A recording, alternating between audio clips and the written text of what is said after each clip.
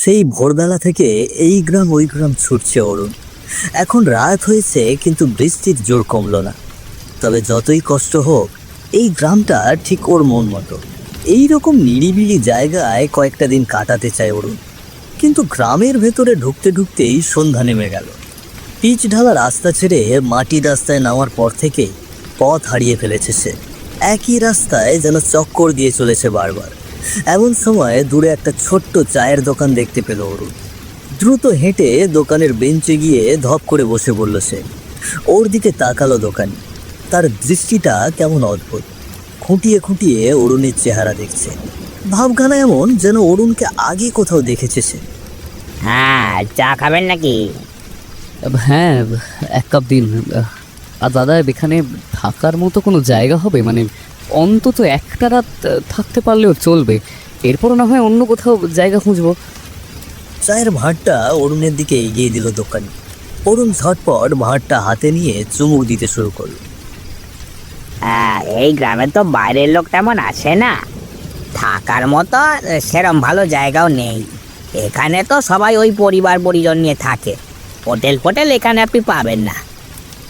এ তো মহা মুশকিলের ব্যাপার হলো। যে কোনো একটা চালা হলেও চলবে, খুব বিপদে পড়েছি। সারাদিন কিছুই খাইনি। একটা জায়গা অবশ্য আছে, তবে তবে কি? আরে যা লাগে আমি দেব, শুধু রাতটা থাকার ব্যবস্থা করে দিন একটু। না না, টাকা পয়সার ব্যাপার না। এখান থেকে সোজা উত্তরের দিকে গেলে বাঁশবাগান পাবেন। খানিকটা ভেতরে ঢুকলেই পেয়ে যাবেন একটা খাবার হোটেল। ওখানে গেলে খাবার ব্যবস্থা তো হয়ে যাবে। আর যদি একটু অনুরোধ করেন তাহলে হয়তো থাকার ব্যবস্থাও হতে পারে, কারণ ওরা না মানে কাউকে ফেরায় না। অনেক ধন্যবাদ দাদা, আপনি আমাকে বাঁচালেন। কিন্তু একটু যদি এগিয়ে দিতেন তাহলে মানে আর একটু ভালো হতো আর কি। অচেনা জায়গা, যদি আবার পথ ভুল করি। অরুণ কথাটা বলা মাত্রই সঙ্গে সঙ্গে পাল্টে গেল দোকানের মুখের অভিব্যক্তি। না না, আমি দোকান ছেড়ে যেতে পারবো না। আপনাকে তো বললাম সোজা ওই বাঁশবাগানের দিকে যাবেন।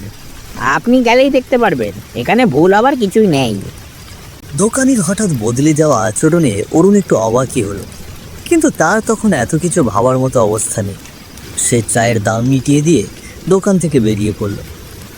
দোকানির দেখানো পথ ধরে কিছুটা হাঁটার পরেই বাঁশবাগানের খোঁজ পেল অরুণ।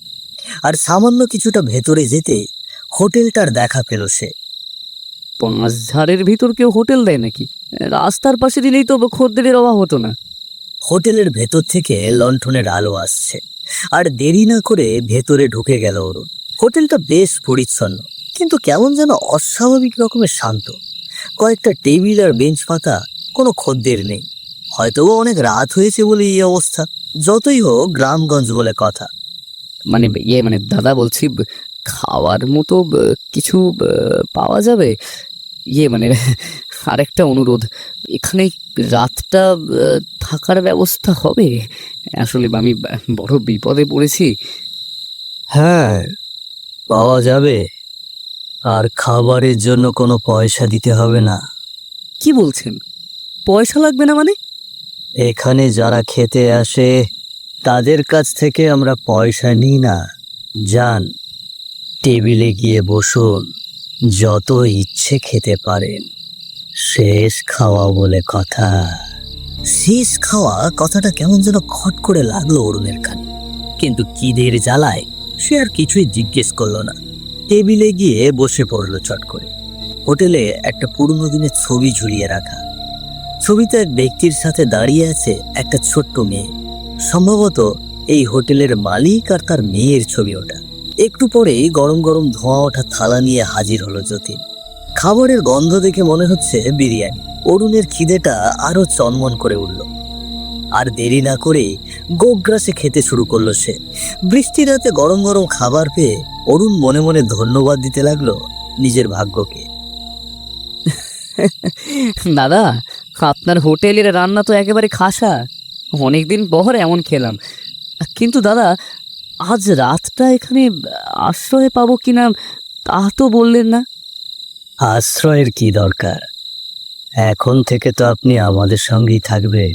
মানে আমি তো শুধু আজ রাতের জন্য থাকতে চেয়েছি। সকালেই চলে যাব।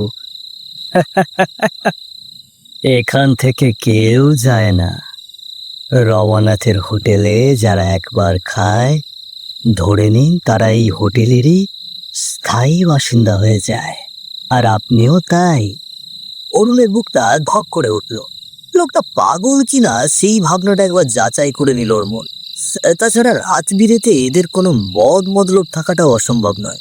তবে এই রকম একটা হোটেলে সেই সম্ভাবনা কম। তাই অরুণ ভাবলো নিশ্চয়ই মজা করছে লোকটা। গ্রামের মানুষের এই একই স্বভাব, কাউকে পেলে আড্ডাবাজি শুরু করে দেয়। ঠাট্টা করছেন তো? দেখুন দাদা, আমি মজা করার মতো অবস্থাতে একদমই নেই। আমি এখন খুব ক্লান্ত।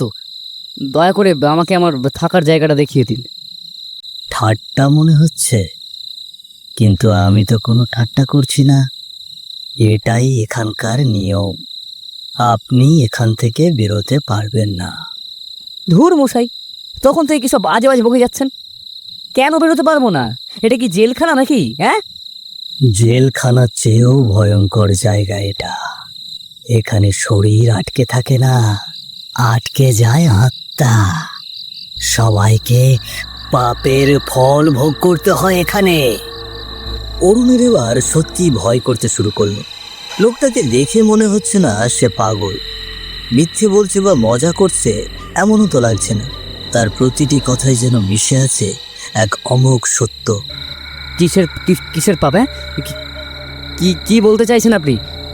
ছেড়ে কাশুন তো। হ্যাঁ, আপনাকে সবটা বলার জন্যই আমি বসে রয়েছি। শুনুন তবে। এই হোটেলের মালিক ছিলেন রামনাথ। জীবদ্দশায় খুব ভালো মানুষ ছিলেন। তার একটা ফুটফুটে মেয়েও ছিল, নাম ছিল তার মালা। তবে মালার মা মারা গিয়েছিলেন বহু আগে। তাই বাবা ও মেয়ের এই হোটেলই ছিল তাদের প্রধান জীবিকা। আরে দাদা, থামুন থামুন থামুন। এই রাত বিরেতে সিরিয়ালের গল্প শুরু করলেন নাকি? হ্যাঁ, আরে আগে শুনেই দেখুন না। সিরিয়ালের গল্প ভৌতিক হয়ে যাবে কখন টেরই পাবেন না। রমানাথের ব্যবসায়িক শত্রু ছিল আরেক হোটেল ব্যবসায়ী হরেন সাহা। সে রামনাথকে সহ্য করতে পারত না। একদিন হরেন ভাড়াটে লোক দিয়ে মালার খাবারে বিষ মিশিয়ে দেয়। সর্বনাশ! তারপর কি ঘটলো? তারপর আর কি, খাবার খেয়ে ছোট্ট মালা ছটফট করতে করতে মারা গেল। মেয়ের মৃত্যু শোক রামনাথ সহ্য করতে পারেনি। বুক খামচে ধরে তিনিও পরপারে চলে গেলেন। কিন্তু মনে কষ্ট নিয়ে মরা আত্মা এত সহজে কি শান্তি পায়? মানে এখানে আবার আত্মা ঢোকালেন কেন? এখানেই তো আসল কাহিনী। পৃথিবীর মানুষের ওপর এত ঘৃণা নিয়ে তিনি মারা গেলেন যে তার আত্মা এই হোটেলটাকে নিজের রাজত্ব বানিয়ে নিয়েছে। রমানাথ মনে করেন এই দুনিয়ায় পাপী মানুষ অনেক বেশি। এই সব খারাপ মানুষদের জন্যই তার মেয়েটার অমন পরিণতি হয়েছে। আপনি রমানাথের আত্মার মনের কথা কিভাবে জানলেন? অরুণের প্রশ্নকে কোনোভাবে পাত্তাই দিল না যতীন।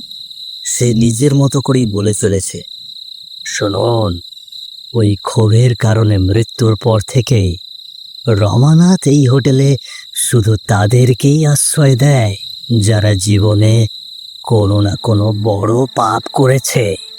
অরুণ যদিও বিষয়টাকে ঠাট্টা হিসেবেই ভেবে আসছিল এতক্ষণ ধরে, কিন্তু এই পর্যায়ে এসে কেন যেন ওর গলা শুকিয়ে কাঠ হয়ে গেল। মানে আশ্রয় দিয়ে তারপর কি করে? তারপর তাদের শেষ খাবার খাওয়ানো হয়। সেই খাবার খাওয়ার পরেই তাদের আত্মাটা এই হোটেলে চিরদিনের জন্য আটকে যায়, যেমন আমি আটকে গিয়েছি। মানে মানে আপনি এবার কিভাবে আটকালেন? আমিও জীবনে বড় পাপ করেছিলাম। এক নিরপরাধ মানুষকে মিথ্যে মামলায় ফাঁসিয়ে দিয়েছিলাম। পথে বসে গিয়েছিল তার পুরো পরিবার। সেই পাপের সাজাই আমি ভোগ করছি এখানে। পাপের সাজা ভোগ করছেন? কিন্তু কিভাবে? এই যে আপনাদের মতো প্রতিদিন নতুন পাপীদের খাবার পরিবেশন করতে হয়, আর তারা আটকে পড়লে সব কিছু বুঝিয়ে দিতে হয়। অনন্তকাল ধরে এটাই চলবে, এটাই আমার শাস্তি। বাজে কথা, বাজে কথা। আমি কোনো পাপ করিনি। আমি কেন এখানে আটকে আটকে থাকবো? না না, এসব আপনাদের বানানো এসব গাল গল্প। আমি আমি চললাম। দ্রুত হোটেল থেকে পালানোর জন্য ছুটে গেল অরুণ, কিন্তু বাইরের দিকে পা বাড়াতে গিয়ে দেখলো ওর শরীর হঠাৎ থমকে দাঁড়িয়েছে। এক চুলো সামনে এগোতে পারছে না সে। বাঁচাও, বাঁচাও, কে আছো? বাঁচাও আমাকে, বাঁচাও, বাঁচাও। চেঁচিয়েও কোনো লাভ হলো না। এই জঙ্গলের ভেতর রাত বিরেতে কেউ নেই। বাইরের আকাশ ভেঙে বৃষ্টি হয়েই যাচ্ছে। ওদিকে তখনও শান্তভাবে চেয়ারে বসে আছে জ্যোতি। কোনো লাভ নেই, এখান থেকে পালানোর পথ পাবেন না। এই হোটেলের চারপাশ মায়া জালে আটকে রাখা, এই সব কিছুই মায়া দিয়ে তৈরি। কিন্তু আমি কি পাপ করেছি? আমি তো সাধারণ একজন মানুষ। ঢং করছে না? ঢং? আপনি সত্যিই জানেন কি পাপ করেছেন?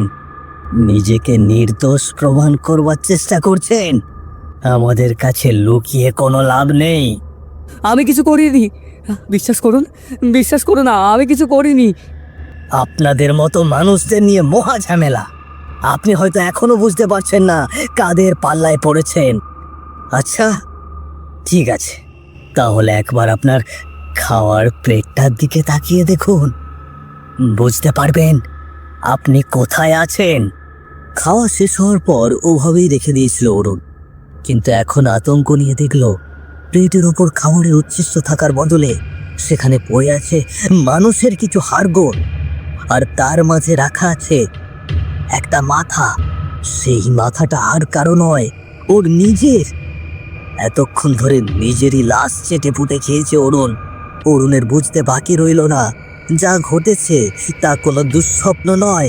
এই হোটেলে ঢোকা মাত্রই হয়তো তার মৃত্যু হয়েছে, আর আটকে পড়েছে তার আত্মা। সুস্বাদু বিরিয়ানিটুকুই কেবল ভ্রম ছাড়া আর কিছুই নয়। কি মশাই, এবার মনে পড়ছে আপনার পাপের কথা? এটাই রমানাথের হোটেল। এখানে ঢোকা মাত্রই আমরা জেনে গিয়েছি আপনি কি ঘটিয়ে এসেছেন। ফ্যাল ফ্যাল করে যতীনের দিকে তাকিয়ে রইল অরুণ। কথা বলার শক্তিটুকু হারিয়ে গিয়েছে ওর। এত তাড়াতাড়ি ভুলে গেলেন? আচ্ছা, আমি মনে করিয়ে দিচ্ছি, আপনি একজন ফেরার আসামি। শহরে একজনকে খুন করেছেন, পুলিশের তাড়া খেয়ে এই গ্রামে পালিয়ে এসেছেন, আর ভেবেছেন এখানে আপনাকে কেউ খুঁজে পাবে না, তাই না? অরুণের চোখের সামনে ভেসে উঠল পুরনো দৃশ্যগুলো। বন্ধু সুহাসের সাথে ব্যবসার কথা শুরু করেছিল সে। সুহাস ওর ছেলেবেলার বন্ধু। ছেলে যেমন ভালো, বন্ধু হিসেবেও ভালো। কিন্তু ওই যে ভালো মানুষ হলে যা হয়, লোকে দেদার ঠকাতে থাকে। দুজনে মিলে টাকা ঢেলেও ব্যবসায় সফলতা পেল না। অরুণ এসব দেখে আস্তে আস্তে সুহাসের ব্যবসায় বিনিয়োগের টাকা কমিয়ে দিতে শুরু করেছিল। তবে কিছুদিন পর ব্যবসা বেশ ভালো চলতে শুরু করলো হঠাৎ, আর সুহাসের হাতেও এলো নগদ টাকা। এই দেখে অরুণ রেগে গেল। মনে মনে ধরেই নিল সুহাসের ব্যবসা আসলে এতদিন ভালোই চলছে, কিন্তু ওকে বুঝিয়েছে ব্যবসার দিনকাল খারাপ। অরুণ সুহাসের এমন ধাপ্পাবাজি মেনে নিতে পারল না। দেখ, তোকে আবারও বলছি, আমার সঙ্গে একদম ধাপ্পাবাজি করবি না। ছোটবেলার বন্ধু বলে এ হয় বোকা বানাবি না তো। মানে আমি কিন্তু মেনে নেব না এটা। আরে কি সব যাতা বলছিস? আমি কেন তোর সাথে এমন কিছু করতে যাব? অত টাকা দেখলে কার মাথা ঠিক থাকে? আমি নিশ্চিত তুই এতদিন নাটক করেছিস। যেই টাকা আমি কামিয়ে দিলাম অমনি তোর লাভের বন্যা বইছে। আমার টাকায় ব্যবসা করে এখন নিজে হচ্ছে লাভের টাকা খাবি। হ্যাঁ, এটা আমি হতে দেব না। দে দে দে দে দে আমার টাকা এক্ষুনি দে দে। আরে বিশ্বাস কর বন্ধু, বিশ্বাস কর, তুই যা ভাবছিস তা নয়। কিন্তু কে শোনে কার কথা? শুরুতে তর্ক বিতর্ক, এক পর্যায়ে ধস্তাধস্তি। সুহাসের উপর লাফিয়ে পড়ল অরুণ, গলা টিপে ধরল ওর। কি করছিস অরুণ? অরুণ, অরুণ আমায় ছাড়। অরুণ, অরুণ কি করছিস? অরুণ সুহাসকে ছাড়লো তো নাই, বরং আরো জোরে চেপে ধরল ওর গলা। প্রচন্ড রাগে চেঁচিয়ে উঠল অরুণ। শেষ পর্যন্ত রাগের মাথায় মেরেই ফেলল ছোটবেলার বন্ধুকে। এমনকি সুহাসের সব টাকা নিয়ে পালিয়ে গেল অরুণ। নিজ গ্রাম থেকে পালানোর পর অরুণ আর ঠিকমতো ঘুমাতে পারেনি। পুলিশের ভয় আর তার চেয়ে বেশি নিজের ভেতরকার অপরাধবোধ তাকে তাড়িয়ে বেড়াচ্ছিল। নিজের বন্ধুকে শেষ করে দেওয়ার দৃশ্যটা যখন চোখের সামনে ভেসে ওঠে তখন ওর শরীরটা ভয়ে গুটিয়ে যায়। রাগ আর টাকার চাহিদা অন্ধ করে দিয়েছিল ওকে। অরুণ আর অস্বীকার করতে পারল না ওই পাপের কথা।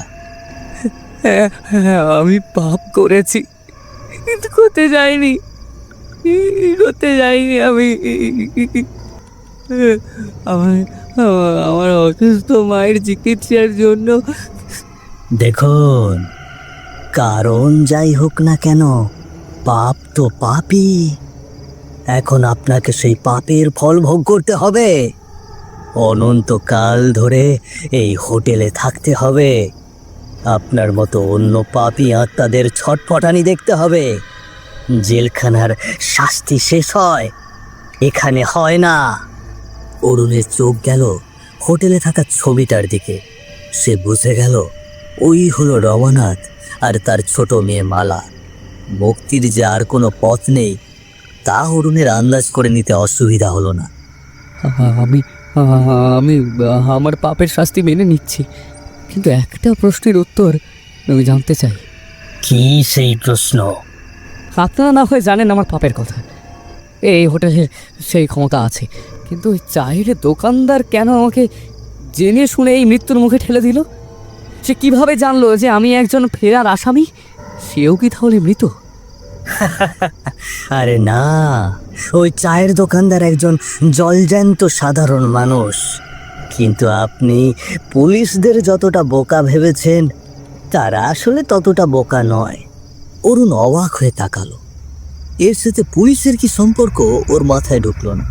পুলিশ আপনার এই ছবি বিভিন্ন থানায় পাঠিয়ে দিয়েছে, এমনকি গাছে গাছে পোস্টারও লাগিয়ে দেওয়া হয়েছে। এখানকার মতো প্রত্যন্ত গ্রামই তো ফেরারি আসামিদের লুকিয়ে থাকা সেরা জায়গা, তাই পুলিশ এদিকে নজর রাখে। চায়ের দোকানদার আপনার চেহারা পোস্টারে দেখে চিনে নিয়েছে, আর সে ঠিকই বুঝেছে ওই খুনিটা আপনি। কিন্তু কিন্তু সে তো পুলিশকে খবর দিতে পারতো, আমাকে ধরিয়ে দিতে পারতো। তা না করে সে আমাকে এখানে পাঠালো কেন? এটাই তো এই গ্রামের বিচার। এখানকার মানুষ আইন আদালতের চেয়েও বেশি ভরসা করে এই রমানাথের হোটেলকে। গ্রামবাসীদের বিশ্বাস, আইনের শাস্তির চেয়ে রমানাথের শাস্তি অনেক বেশি কঠিন। ভেবে দেখুন একবার, একটা পাপী আত্মা পৃথিবী থেকে কমে গেল আর গ্রামটাও নিরাপদ থাকলো। তো কি বুঝলেন? সুন্দর ব্যবস্থা, তাই না? হঠাৎ করেই বদলে যেতে শুরু করলো হোটেলের পরিবেশ। চারপাশ থেকে একটা হিমশীতল বাতাস বইতে থাকলো। অরুণের সামনে এবার হাজির হলেন স্বয়ং রমানাথ। ঠিক এই সময় তীব্র যন্ত্রণায় অরুণের শরীরটা ধনুকের মতো বেঁকে যেতে চাইল। তার মনে হলো ভেতর থেকে সবকিছু কেউ যেন শুষে নিচ্ছে। সময় কিভাবে বয়ে যায় এই হোটেলে তা বোঝা যায় না। দিন নেই, রাত নেই, শুধু অনন্ত অপেক্ষা। এক বর্ষার রাতে বাইরের পৃথিবীতে যখন ঝমঝম করে বৃষ্টি পড়ছে, তখন আবারও ভেতরে ঢুকলো একজন নতুন পথিক। দাদা, কোনো খাবার পাওয়া যাবে? আর রাতটা থাকার কোনো ব্যবস্থা হবে? পথিকের সামনে দাঁড়িয়ে আছে হোটেলের নতুন কর্মী অরুণ। মুখে ফুটে উঠল এক অদ্ভুত হাসি। অবশ্যই পাওয়া যাবে, খাওয়ার জন্য কোনো পয়সা লাগবে না। যত ইচ্ছে তত খেতে পারেন, শেষ খাওয়া বলে কথা।